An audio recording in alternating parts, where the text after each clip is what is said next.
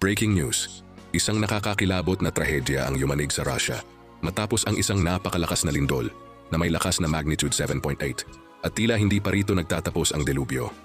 Sa gitna ng malamig na rehiyon, biglang nagliyab ang sigaw ng sakuna. Dito sa sentro ng lindol, ang dating matatayog na gusali.